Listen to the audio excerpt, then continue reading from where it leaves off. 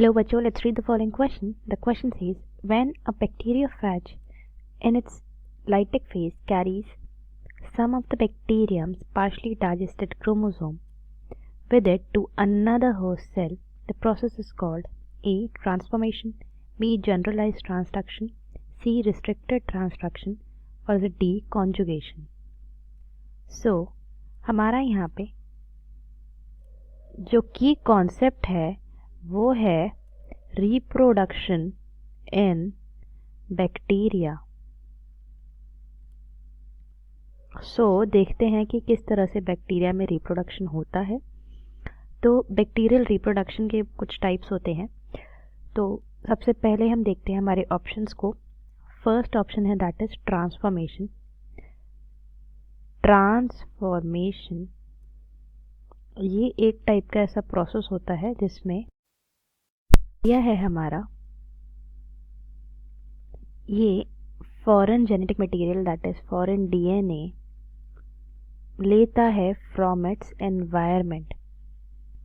From environment से अगर bacteria foreign genetic material ले रहा है और इसको बोलते हैं ट्रांसफॉर्मेशन.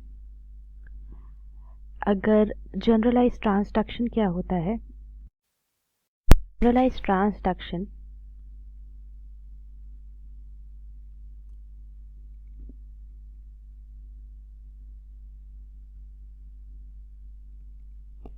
इस प्रोसेस में क्या होता है कि जो हमारा बैक्टीरियोफेज है उसको यूज़ किया जाता है. तो जो बैक्टीरियोफेज जो कि एक वायरस है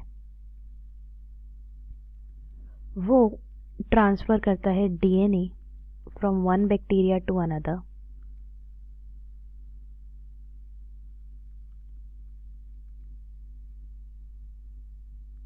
तब हम उसे बोलते हैं जनरलाइज ट्रांसडक्शन. अगर वही बैक्टीरिया जो है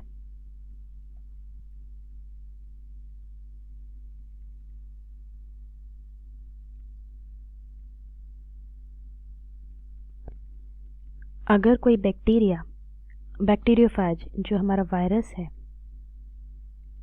वो क्या कर रहा है, वो अगर स्पेसिफिक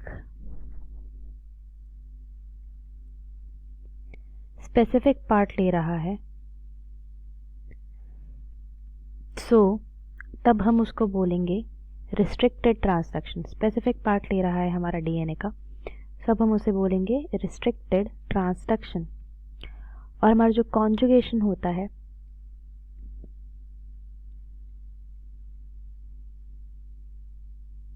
इसमें होता है cell to cell contact.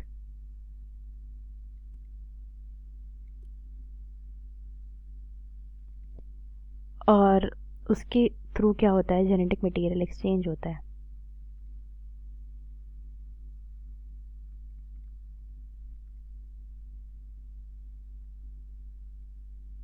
Bridge बन जाता है यहाँ पे.